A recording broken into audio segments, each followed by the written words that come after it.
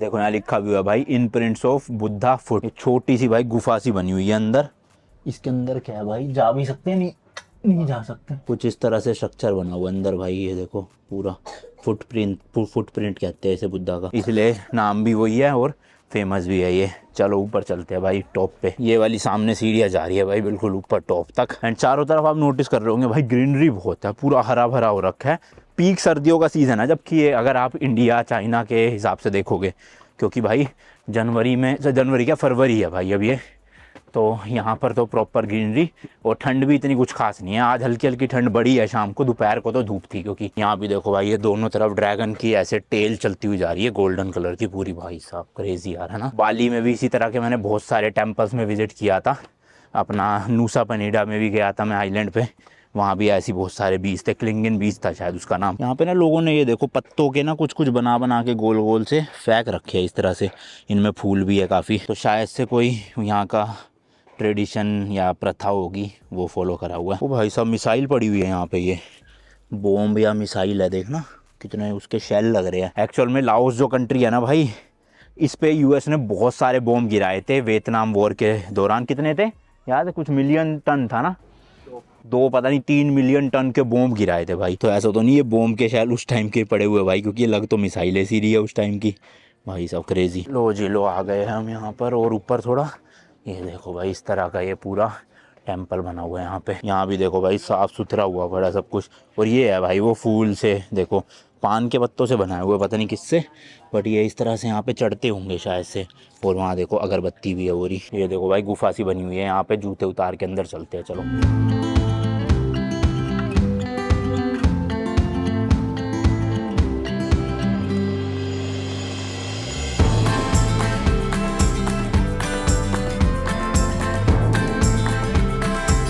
भाई साहब क्या सही बना रखा है, ये देखो लोटस फ्लावर है शायद। हेलो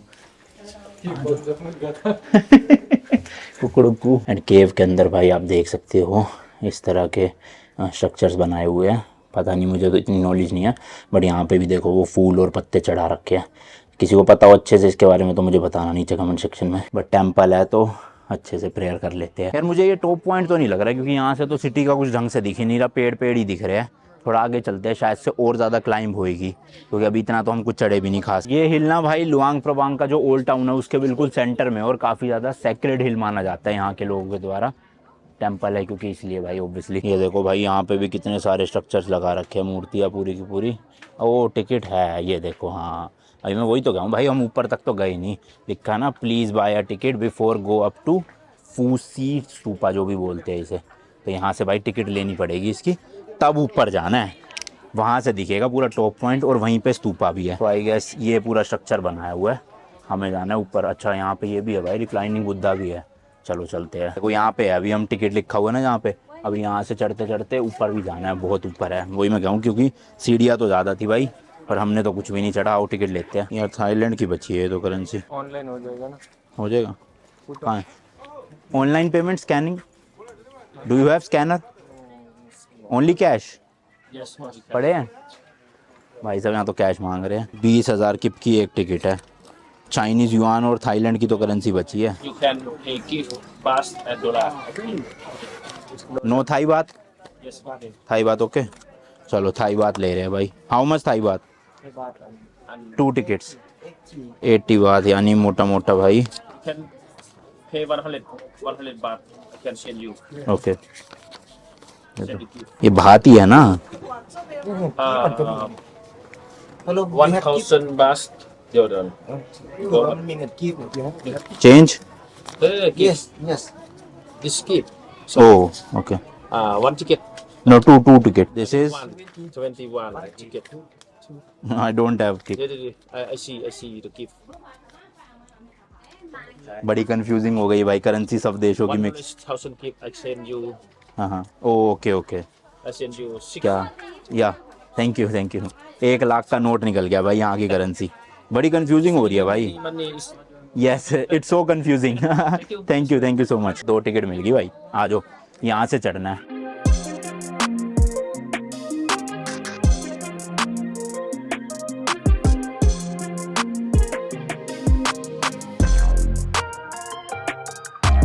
एक चीज़ नोटिस करी भाई मैंने यहाँ पे, जितना भी ऐसे बुद्धा के मूर्तियाँ लगी हुई है ना, जैसे ये देखो ये वाली है, इसमें लिखा हुआ है भाई सैटरडे बुद्धा, इस वाली में लिखा हुआ है ट्यूसडे बुद्धा। ऐसी एक ऊपर भी है बट उसमें दिख नहीं रहा अभी फिलहाल। चलो और देखते हैं भाई आगे कौन कौन से हैं यहाँ पर। काफ़ी सारे लगे हुए हैं स्ट्रक्चर्स तो। हाँ, यहाँ से तो बहुत सारे टूरिस्ट है भाई यहाँ पे ना, काफ़ी, वही पास में देश है इसलिए। ये देखो भाई इस तरह के रहने के भी बने हुए हैं झोपड़े से, झोपड़े तो क्या मतलब स्ट्रक्चर है ये प्रॉपर।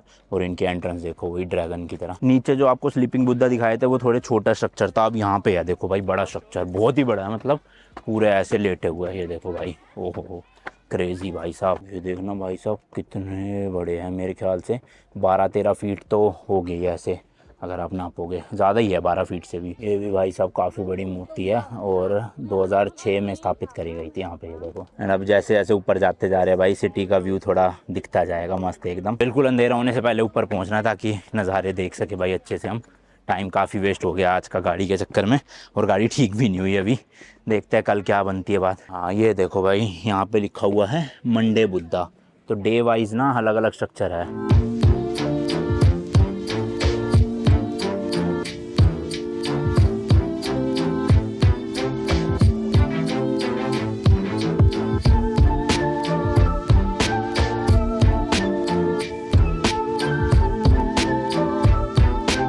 ये वाली सीढ़ियाँ ज़्यादा स्टीप है भाई, हालत ख़राब हो रही है यहाँ पे। इस हिल के ना भाई एक साइड पे वो जो आप रिवर देख रहे हो वो है मेकोंग रिवर, और दूसरी साइड में ये जो आप रिवर देख रहे हो ये है नामखान रिवर। तो दोनों तरफ ही रिवर है इस पहाड़ के पूरे। चलो ये तो अच्छा डस्टबिन वगैरह लगा रखे हैं यहाँ। काफ़ी टूरिस्ट है भाई यहाँ पे, तो भीड़ बहुत ज़्यादा हो रही है। और ऑलरेडी ऊपर काफ़ी लोग पहुँच चुके होंगे भाई, मेरे को पता है ना, क्योंकि सनसेट का टाइम है ये बिल्कुल।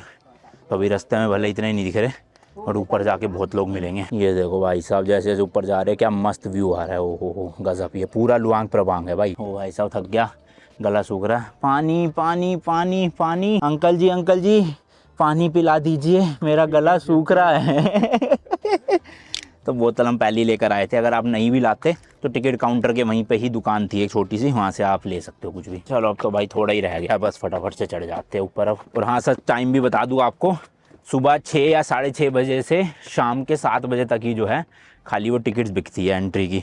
7 बजे के बाद आओगे रात को तो फिर नहीं मिलेगी टिकट ऊपर की। ऊपर भी भाई ये देखो इसी तरह के स्ट्रक्चर बने हुए हैं। ये देखो बोला था ना भाई यहाँ पे ज़्यादा टूरिस्ट होंगे, और दुकान भी है यहाँ पे, आप पानी वानी ले सकते हो इधर। भाई साहब कितना बड़ा घंटा है देखना, ओए होए होए। ये है भाई अंदर स्तूपा, आप देख सकते हो। थोड़ी भीड़ हो रही है, लोग वेट कर रहे हैं प्रसाद चढ़ा, प्रसाद नहीं मतलब वो जो भी था फूल और वो।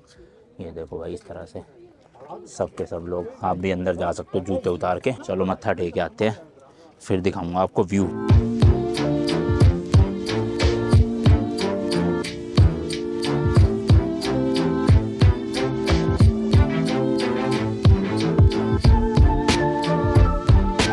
तो जी ये है वो स्तूपा का बिल्कुल टॉप पॉइंट, जो आप शहर के बीच में से भी देख पाओगे दूर से। अब यहाँ पे देख लो, आना है तो कितना चढ़ाई करनी पड़ती है उसके ऊपर, और लिखा है कि डू नॉट क्लाइंब अप, इसके ऊपर नहीं चढ़ना, बस इतना ही चढ़ सकते हो। बहुत भीड़ है भाई, बहुत ज़्यादा भीड़। पर जैसे कि मैंने कहा था कि सनसेट तो देखने को मिलेगा नहीं, ये है कि रोशनी से अंधेरा हो जाएगा, बस इतना ही है। ये एंजॉय कर सकते हैं, क्योंकि सूरज देवता तो दिख ही नहीं रहे कहीं पे भी, पूरे हर जगह बादल बादल से हो रहे हैं, धुंध धुंध सी, और अच्छा लग रहा है व्यू काफ़ी ज़्यादा।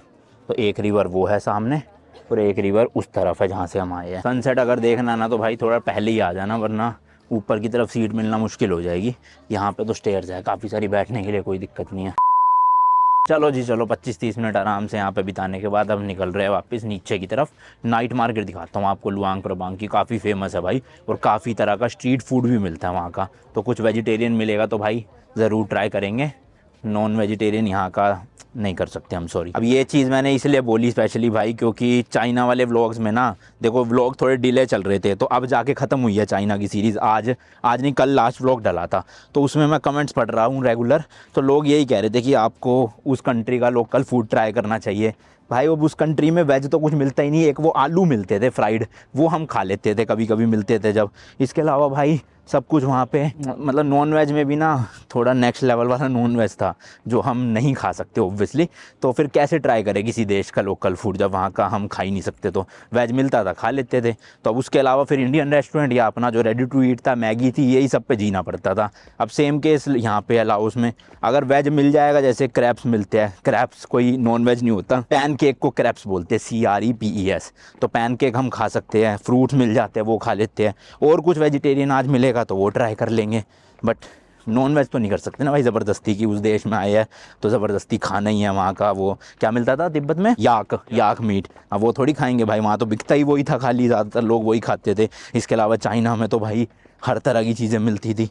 तो अब जब हम नहीं खा सकते तो नहीं खा सकते हैं, ज़बरदस्ती थोड़ी है। क्यों इधर भाई कहीं पे भी लाइटें वाइटें नहीं लगी हुई, तो थोड़ा सा रोशनी में निकल जाना।